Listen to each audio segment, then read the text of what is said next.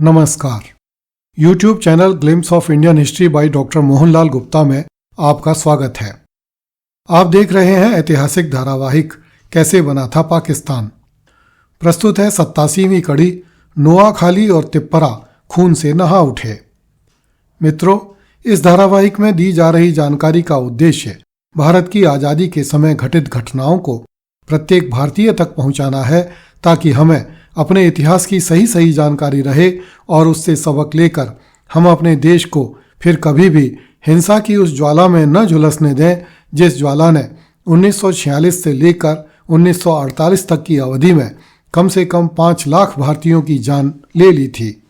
करोड़ों लोग बेघर हुए थे तथा बच्चों एवं स्त्रियों को भयानक संत्रास से गुजरना पड़ा था।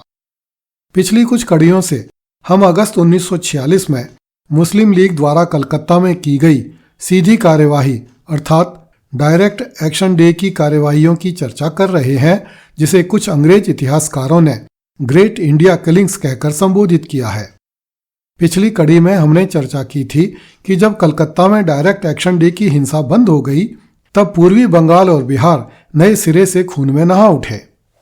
जब बंगाल और बिहार जल रहे थे, तब मुस्लिम लीगी नेता भयानक अमानवीय हिंसा की स्थिति को समझने, मानवतावादी दृष्टिकोण अपनाने और खूनी उन्माद छोड़ने की बजाय अब भी निर्दोष हिंदू जनता के विरुद्ध जहर उगल रहे थे, ताकि उन्हें पाकिस्तान मिल सके। पंजाब के प्रमुख मुस्लिम लीगी नेता ममदौत ने लीग कर्मियों से एक उत्तेजित देश के सभी तरीकों का प्रयोग करने को कहा। हम अपने सभी बंधन तोड़ चुके हैं। अब हम भारत में इस्लाम की स्वतंत्रता के लिए दृढ़ प्रतिज्ञ हैं। सिंध ऑब्जर्वर की एक रिपोर्ट में कहा गया है कि सिंध के कानून व्यवस्था मंत्री गुलाम अली खां ने कहा, पाकिस्तान के संबंध में मुसलमानों का विरोध करने वाले हर किसी को नष्ट तथा तहस नहस कर दिया जाएगा। कलकत्ता के अखबार स्टेट्समैन ने सीधी कार्यवाही के कार्यक्रमों को बहुत सूक्ष्मता से परखा। उसने लिखा है, बंबई में फिरोज खान नून ने पाकिस्तान के निर्माण के लिए एक ध्वजोत्तोलन समारोह में भाग लिया और डॉक्टर BR अम्बेडकर को उनके सभी समर्थकों के साथ इस्लाम ग्रहण करने का न्योता दिया।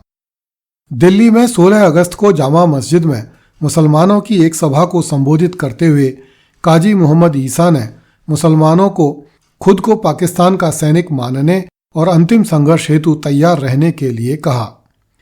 ये सभी उदाहरण बताते हैं कि मुस्लिम लीग किस प्रकार पूरे उत्तरी भारत में हिंदू मुस्लिम दंगों को बढ़ावा देकर सांप्रदायिक विभाजन उत्पन्न करने के लिए डटी हुई थी। अगस्त 1946 में जो कुछ कलकत्ता में हुआ वह वहीं तक सीमित नहीं रहा।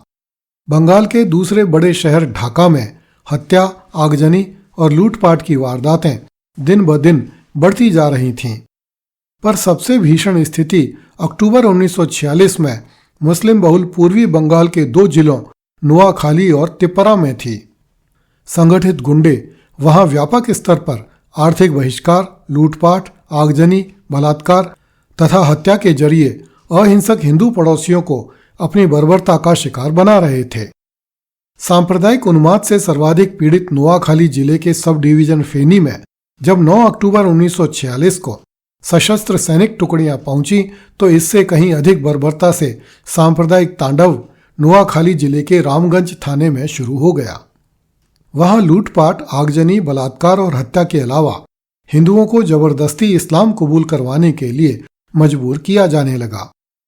इस सुनियोजित बर्बरता का नेतृत्व मुस्लिम लीग नहीं कर रही थी, अपितु ईस्वी 1946 के चुनावों में पराजित भूतपूर्व विधायक गुलाब सरवर कर रहा था।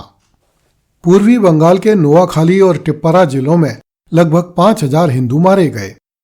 नोआखाली में बड़ी संख्या में हिंदुओं को मुसलमान बनाने का प्रयास किया गया तथा स्त्रियों के साथ बलात्कार किए गए।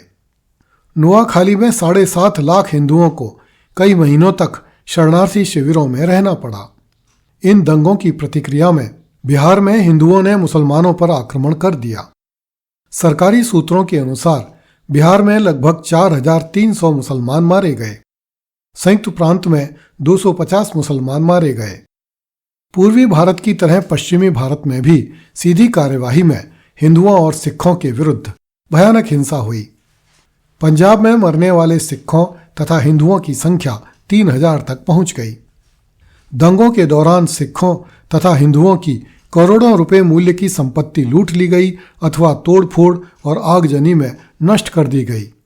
अगली कड़ी में देखिए, नोआखाली, ढाका और सिलहट के बाद बिहार भी जलने लगा। कृपया इस चैनल को सब्सक्राइब करें तथा वीडियो को लाइक एवं शेयर करें। धन्यवाद। जय हिंद।